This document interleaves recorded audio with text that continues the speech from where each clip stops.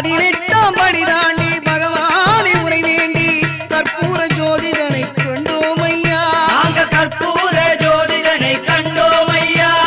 மகர ஜோதியை கண்டு மனமான சரணம் போட்டு மகர ஜோதியை கண்டு மனமான சரணம் போட்டு மணிகண்டா உன் பெருமை அறிந்தோம் ஐயா.